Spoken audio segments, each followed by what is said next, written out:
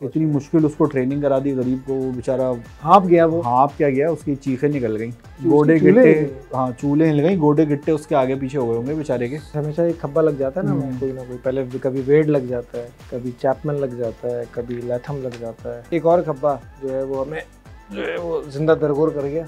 हमारे तो जो बेस्ट T20 बैट्समैन है जिनके फास्टेस्ट 3000 रन हुए, उनका 125 का स्ट्राइक रेट है। 190 बनेंगे कैसे, बहुत मुश्किल है। साइम अयूब जैसे 6 बैट्समैन चाहिए हमें। खेलता तो वो सेल्फलेस है, लेकिन वो थोड़ी सी ब्रेनलेस भी हो जाती है बाज़ औक़ात, जो खुद अपनी इज्जत का ख्याल ना करे, दूसरों की भी ना ख्याल, दूसरों की भी नहीं करे, अपनी भी नहीं करे। और हमने सारे इज्जत वाले पे, हमने ऐसे इज्जतदार वो टाई लगा के। शाहीन को तो ट्राइड एंड टेस्टेड है ना, क्या जरूरत है? शाहीन का ट्राइड टेस्टेड है, 4 ओवर में 50 रन पक्के, उसमें और क्या ट्राई करना। शाहीन की तो उन्होंने ऐसे फेटी लगाई है, पहले उसे खाना गर्म करने के लिए भेजा, फिर उसके बाद मारा उसे। खाना गर्म भी खाया, बाद में ठंडा करके भी खाया। हाँ, उसको वर्ल्ड कप से पहले खिला के एंजॉय करना चाहिए। और सही कह रहे हैं।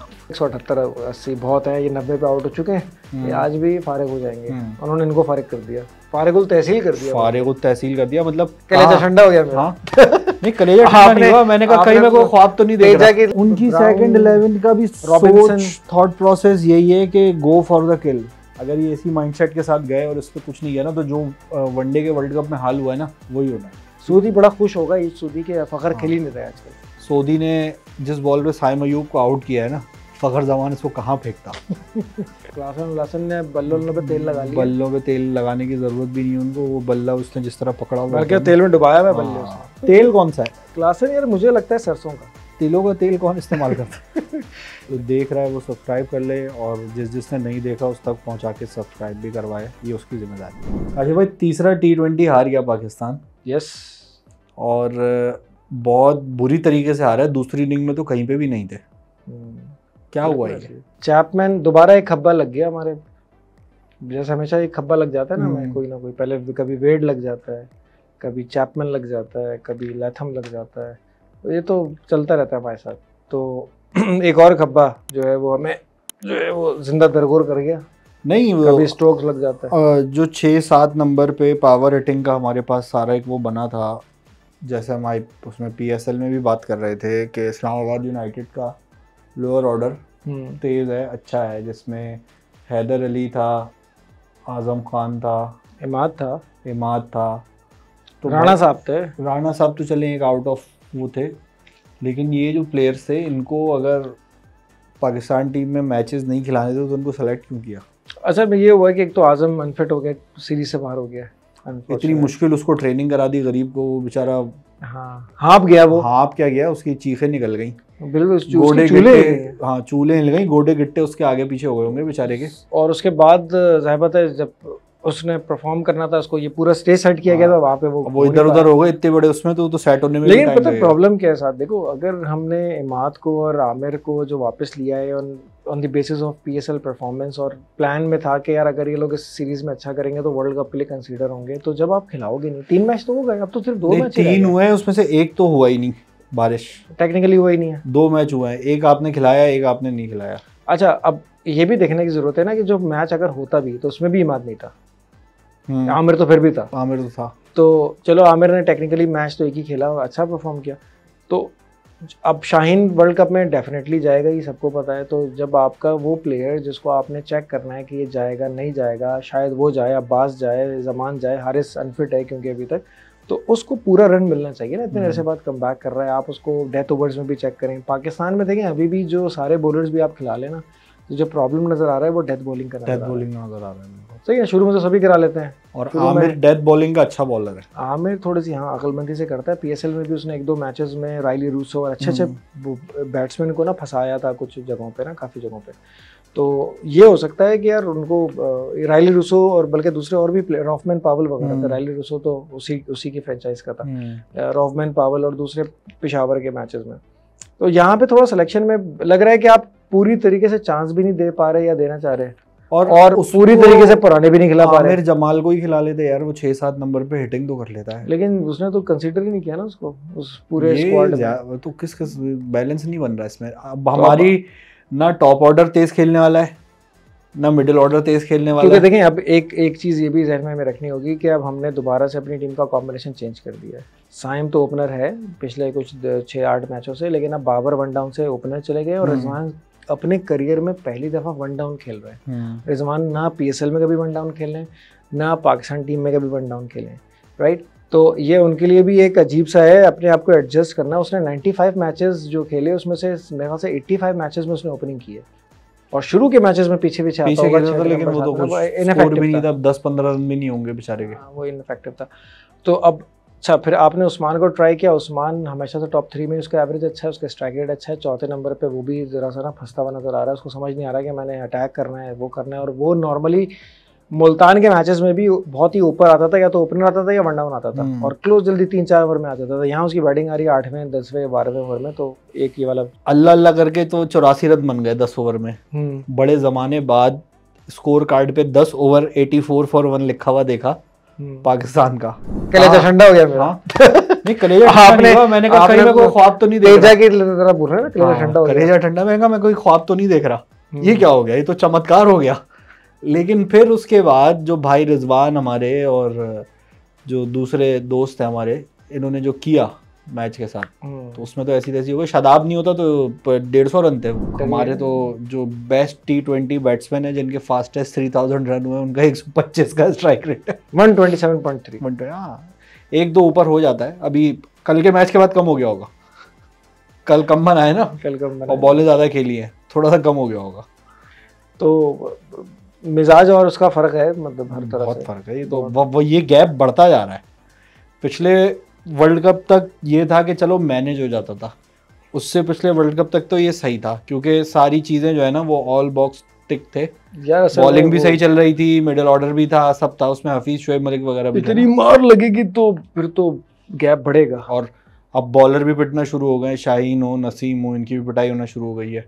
दुर्गत ही बनने लग गई है। मतलब अगर ना भी पिटे सही है, 40 रन को हम कह रहे हैं कि यार ये माकूल इन्होंने जो है ना कुछ मुनासिब इन्होंने किया है, इसको हम मतलब आज के दौर में कोई 4 में 35-38 देता, हम कह रहे हैं यार एवरेज स्कोर है। तो 4 ओवर में 35-38 रन का मतलब ये है कि 180-90 का तो आपका हिसाब। और किसी का भी 19-20 दिन खराब हुआ तो वो 50 190 रन तो इजीली रखे, कोई इजी गेम है। 190 बनेंगे कैसे, बहुत मुश्किल है। साइम अयूब जैसे 6 बैट्समैन चाहिए हमें। हाँ, या तो फिर कोई बिल्कुल ऐसी इनिंग खेल जाए। साइम अयूब सही है कि जो फेयरलेस होके और सेल्फलेस खेल के कुछ कर सकता है। खेलता तो वो सेल्फलेस है, लेकिन वो थोड़ी सी ब्रेनलेस भी हो जाती है बाज़ औक़ात।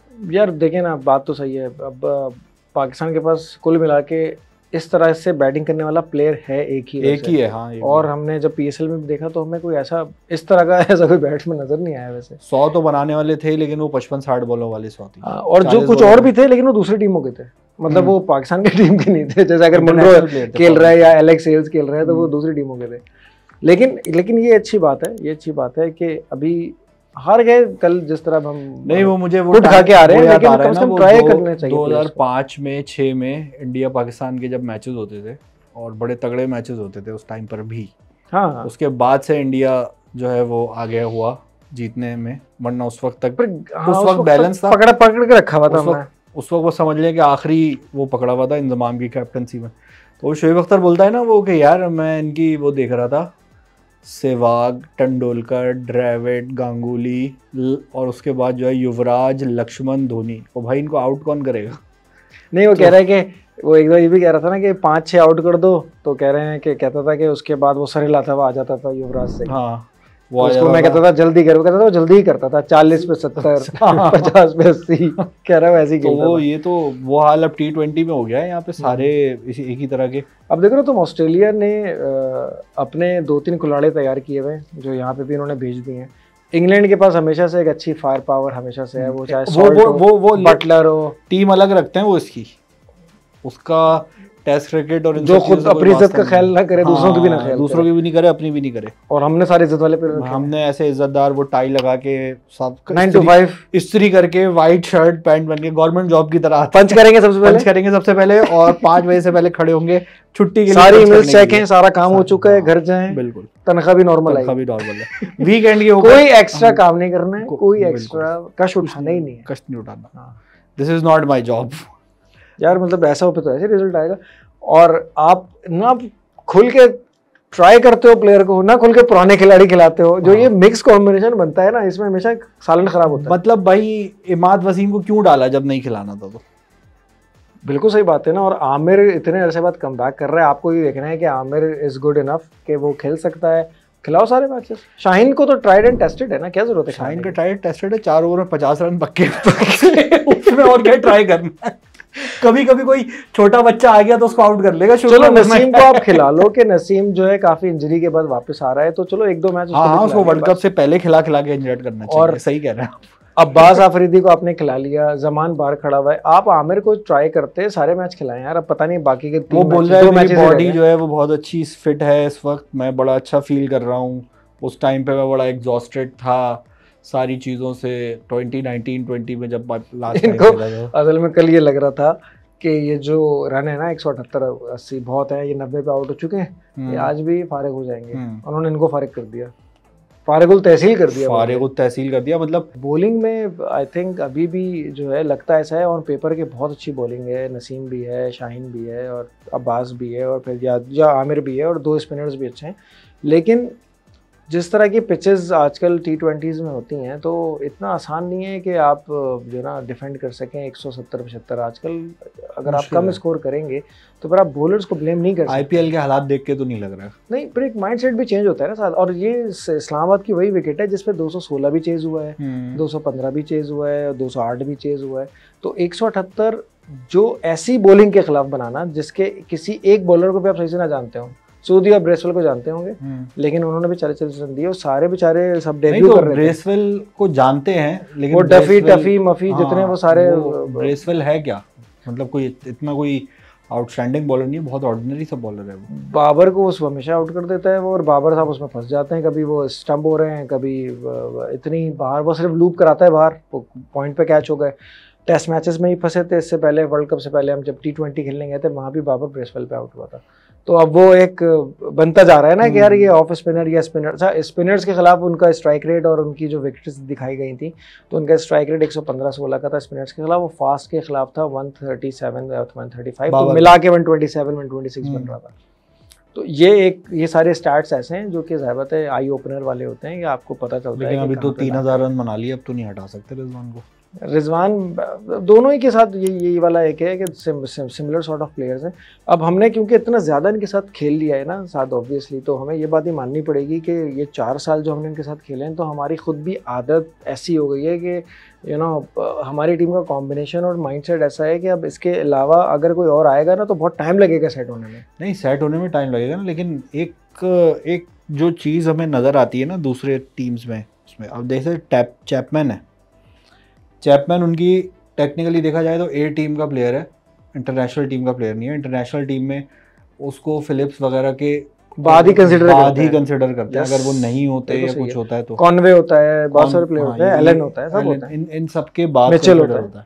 यार वो बंदा जब आपकी A ग्रेड बॉलर जिनको आप बोलते हैं अपने मुल्क के, अपनी टीम के, हमारे तो सबसे बेहतर यही है ना इस वक्त, इनसे बेहतर तो नहीं होगा पाकिस्तान में कोई, उनकी इतनी फेटी लगा देता है।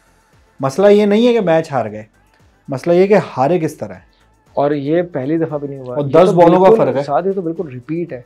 लास्ट टाइम न्यूजीलैंड की टीम यहाँ पे आई थी 2023 के शुरू में, एग्जैक्टली 1 साल पहले, रमज़ान और ईद के पास आई थी ना, ईद के टाइम। तो उसमें 5वां जो मैच था उसमें पाकिस्तान ने 190 के करीब बनाए थे, और पाकिस्तान ने 3-4 आउट कर दिए थे 50। RCB वाला हाल हुआ है एग्जाम, हाँ बिल्कुल एग्जैक्टली हुआ था। चैपमैन उसमें 100 बनाया था 55-60 बॉल पे, और यही शाहीन था, यही सब कुछ थे, यही सारे बॉलर्स थे, सबको बहुत मारा था, और उन्होंने मैच आराम से 1 आध ओवर पहले जीत लिया था। बिल्कुल रिपीट हुआ। अच्छा नहीं, शाहीन की तो उन्होंने ऐसे फेटी लगाई है, पहले उसे खाना गर्म करने के लिए भेजा, फिर उसके बाद मारा उसे। हाँ मतलब बिल्कुल आप वही वाली मिसाल के यार, खाना गर्म हो रहा है तो वो तो खाना गर्म भी खाया, बाद में ठंडा करके भी खाया, फ्रीज करके अगले दिन भी खाया उन्होंने। बहुत यार। और नसीम को पहली दफ़ा हमने इसमें नहीं ज़्यादा, लेकिन नसीम ने फिर भी चैनल में बॉलिंग करी, तो उसको जो पड़े हैं उसमें एक आध पीछे भी गया, एक उसने स्कूप भी मारा, इस तरह का था। लेकिन एनीवे ही वाज फाइन, उसने एक आध बोल्ड एटलीस्ट उसने अच्छा मारा था, उस प्लेयर को कूद रहा था। अब तो न्यूजीलैंड की टीम भी इतनी ज़्यादा ज़हबत है, बिल्कुल ही वो उनकी C क्लास कह लो या सेकंड 11 कह लो, उनकी आप जानते नहीं है, उनकी सेकंड 11 का भी रॉबिन्सन थॉट प्रोसेस यही है कि go for the kill. 1-2 bowlers भी ज़रा से बेहतर लगे, क्योंकि ज़हबत है अब टीम सऊदी और इनका भी वक्त आ गया, इख्तिताम आ गया बिल्कुल, है ना। तो बिल्कुल ही ख़त्म होने वाला टाइम आ गया। तो अच्छा है इनके पास ये ऑप्शन अच्छा है। ये पाकिस्तान के खिलाफ भी सारे एक्सपेरिमेंट करते हैं। हाँ अच्छी बात है, क्योंकि PSL वाले टाइम पे या IPL वाले टाइम पे इनकी प्लेयर्स वहाँ चले जाते हैं और बाकी यहाँ पे आ जाते हैं।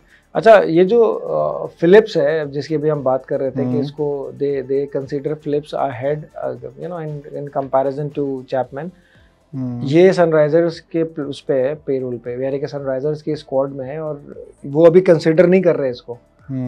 उनके पास कुल्हाड़ा सिस्टम इतना स्ट्रांग मौजूद है, 5 कसाई उन्होंने रखे हुए हैं, सारे कमीले के कसाई जो रखे हैं। अरे उन्होंने कमीले कसाई अजीबो गरीब किस्म के हैं भाई वो तो वो एक से बढ़कर एक है उसमें। और अच्छा, उसमें मार्करम अभी जरा सा मिस फायर कर रहा है और लेकिन उसके बावजूद इतना असला मौजूद है उनके पास। नहीं मतलब मार्करम को भी आप ये समझें कि वो उनमें स्लो है, नहीं अभी वो उतना परफॉर्म मतलब या तो फॉर्म में नहीं है, आ गया ना तो वो भी 40 बॉलों पे 100 बनाने की क्षमता रखता है, कैपेबिलिटी पूरी है। यस। तो ये हम अगर अपनी टीम को इस कैपेबिलिटी पे मैप करते हैं ना दूसरी टीम्स के साथ, अभी हम भी ये ट्रेडिशनल अभी तक कोई ट्रेडिशनल हम बहुत ज़्यादा पुराने उस पर खेल रहे हैं मोड पे। ये मेरे ख्याल से अगर ये इसी माइंडसेट के साथ गए और इस पर कुछ नहीं किया ना तो जो वनडे के वर्ल्ड कप में हाल हुआ है ना वही होना है, क्योंकि शाहीन अफरीदी की तो पिटाई लगनी है। हाँ नहीं बिल्कुल सही बात है। अब सिर्फ ये देखना है कि अमेरिका और जो वर्ल्ड कप हो रहा है वेस्ट इंडीज़ में, उस पर पिचेस या यू नो किस तरह से। वेस्ट इंडीज़ की पिचेस तो मोर और लेस बैटिंग फ्रेंडली ही है, ठीक है। USA में देखना है इन्होंने न्यूयॉर्क में और उधर क्या बनाया है वहाँ पे एग्जैक्टली। लेकिन साथ अभी जैसे इंग्लैंड और वेस्ट इंडीज़ के जो मैचेस हुए थे T20 जिसमें इंग्लैंड हार गया था वेस्ट इंडीज़ से, रॉबमन पावल कप्तान था, तो उन्होंने यार अच्छे स्कोर बनाए भी और चेज भी किए दोनों टीमों ने ना। तो मतलब 190-200 के करीब। हाँ ये बनते हैं वहाँ पे, अभी बन रहे हैं वहाँ पे। ऐसा नहीं है कि वो 130-40 वाला हिसाब नहीं है, 130-40 वाला हिसाब नहीं है वहाँ पे, दुबई वाला हिसाब नहीं है। ना ये पूरा प्रॉपर स्लो पिच है तो पूरा शॉट भी मारो तो बाउंड्री नहीं होनी, वो वाला चक्कर नहीं है वहाँ पे। अच्छा, अमेरिका या उधर की जो पिचेस है उसके बारे में तो ज़्यादा नहीं कह सकते, लेकिन लगता है ऐसा है कि वो भी हाई स्कोरिंग मैचेस ही होंगे जितना उस पर किया। तो इस बड़ा लम्हा फिक्रिया है कि ऑल्दो एक ही मैच हुआ है, लेकिन इसमें जो कहते हैं ना कि आप एक्सपोज हो जाते हैं बैटिंग वाइज बॉलिंग वाइज, आप इस बॉलिंग पे नहीं स्ट्रगल कर रहे हैं, मतलब खेल नहीं पा रहे खुल के। और ये वो बेचारे बॉलर्स हैं जिनके नाम हम शायद लें तो हमें याद भी ना हो, 6 नाम कौन से थे, 5 नाम, सही है ना। और उसके साथ साथ जो वो सारे प्लेयर्स जिसमें चैपमैन को हटा दें तो आप नहीं जानते, किसी को भी नहीं जानते। रॉबिन्सन है, चले साइफर थोड़ा बहुत है, रॉबिन्सन है, या जो भी जिसने साथ में खेला था उसका नाम मैं खुद भी भूल गया, फॉक्स था या जो भी नाम था उसका, एक थोड़ा सा। तो मतलब इस टीम से जब हार गए आप, और तो ऐसी हार के बाद जो है वो ड्रेसिंग रूम का माहौल भी अजीब सा हो जाता है ना, डिप्रेशन आ जाता है कि यार वो तो क्या, फिर वो वही वाली बात है ना, फिर हम वही वापस ले जाएंगे फखर जमान पे, फिर हम वापस जाएंगे इमाद पे, फिर हम वापस जाएंगे आमिर पे। नहीं, या नहीं पॉइंट ये है, मेरा पॉइंट ये है कि आजम खान, आमिर और इमाद वसीम, ये तीनों को होना चाहिए था 11 में। वो अनफिट हो गया ना, सही है, एक आउट सीरीज से बाहर हो गया, एक अनफिट हो गया ना। इसके अलावा अगर वो नहीं है तो भाई आप हैदर अली को कंसिडर कर लेते। 19 में या 18 में वो दोनों है ही नहीं ना। सही है, चलें अब अगला जो आगे 7 वनडेज आ रहे हैं, वो 7 T20s आ रहे हैं आगे। 3 जो है वो मेरे ख्याल से आयरलैंड से हैं, 4 इंग्लैंड से हैं। तो उसमें हमारे पास जो PSL की जो लॉट है ना, जिसने फायर पावर की हड्डी दिखाई है थोड़ी सी अपनी, ठीक है, उन लोगों को टेस्ट ज़रूर करना चाहिए, क्योंकि हमारे पास हम जाएंगे बाबर रिजवान इन लोगों के साथ, तो इसका मतलब ये है कि हमें इनको बैलेंस करने के लिए 130 के स्ट्राइक रेट को बैलेंस करने के लिए 170 के स्ट्राइक रेट के 4 प्लेयर डालने पड़ेंगे। बराबर तो करना पड़ेगा ना। सही है, 170-80 वाले 4 प्लेयर होंगे तो इक्वेशन को बैलेंस। एक इफ्तिखार अहमद अकेला काफ़ी नहीं हो सकता। दूसरा बात ये भी है कि देखो हमें थोड़ा सा ना बाबर के एंड से ये भी देखना चाहिए, और बाबर को इनफैक्ट देखना चाहिए कि थोड़ा सा we need to be more innovative when it comes to batting या बॉलिंग। अब कल का एक डिसीजन अच्छा था कि ड्रेसिंग रूम दिखा रहे थे तो उसमें इफ्तिखार जाने की तैयारी कर रहा था, तो उसने इफ्तिखार को रोका और दूसरे को इशारा किया। तो उस वक्त मैं समझ गया था कि शादाब को भेजना चाह रहे हैं, स्पिनर्स भी लगे हुए हैं और शादाब ने उसमें अच्छा भी किया। स्पिनर के आगे नहीं चलेगा। तो वो उसको ये था कि शायद वो 4 ओवर और 5 ओवर में जो हम बात करते हैं एंड के, जहाँ पेसर्स वापस आते हैं, लेकिन उस दौरान वो इमरान और वो इरफान और वो इतना अच्छा खेल गए थे, इरफान और शादाब के, वो बिल्कुल एंड में उसकी बारी आई तो लेकिन कहने का मतलब ये है कि शादाब अगर पीएसएल में इतना अच्छा खेलता है और कल भी उसने अच्छा खेला और वो टैलेंटेड है, तो वाई मतलब he can bat at number 4 or 5, बिल्कुल कर सकता है, at will कर सकता बिल्कुल है। कर सकता है। इसमें थोड़ी शफलिंग और इसी बड़ी जरूरी है, जरूरी नहीं कि सेट पैटर्न पे आप चलते रहे 1 2 3 4 तरतीब से नहीं जा सकते। और इस पे भी साइम अयूब की भी अगर हम बात कर लेना, साइम अयूब के शॉट्स बहुत तगड़े हैं जितने वो रन बनाता है, लेकिन साइम अयूब का सक्सेस रेशियो 4 में से 1 होगा, ठीक है, और नॉकआउट का फैसला हो चुका होगा अगले राउंड में जाने का तब तक। ये चीज़ भी थोड़ी सी कंसिडर करनी चाहिए। नीचे की जो है ना 4 5 6 7, ये जो 4 नंबर्स हैं, चले 4 को भी नहीं, 5 6 7 8 को भी कर लेना, ये इनमें छक्के लगाने की कैपेबिलिटी होनी चाहिए। यू जस्ट कांट डिपेंड कि यार शाहीन आफरीदी लाठे चला के बना लेगा, नसीम शाह 2 लाठे मार देगा, तो इसमें ये भी 1 से 2 छक्के मार सकते हैं, 3 मार लेंगे, लेकिन ये 50-60 रन की 40 रन की बारी नहीं खेल सकते। ये बात सही है, लेकिन ये इसके साथ ये भी है ना कि जो इतने ज़्यादा हाई रिस्क वाले प्लेयर होते हैं उनके सक्सेस का थोड़ा सा रेशो डिफरेंट होता है। बिल्कुल हमारे क्योंकि माइंडसेट हम सबका ऐसा है ना कि यार अगर कोई प्लेयर 15 पे 32 रन भी बना देना तो हमें लगता है यार सिर्फ 25-30 रन तो बनाए इसने, जबकि दूसरी टीमें जो है ना उसी पे बिल्ड करती हैं कि फिर एक और प्लेयर आता है तो वो दोबारा से बिल्कुल उसकी कैपेबिलिटी के हिसाब से उसे यूज करते हैं। वो ये कहते हैं ना 120 बॉलें 6 अगर 5 बैट्समैनों ने भी खेलने हैं तो 24 बॉलें खेलनी है।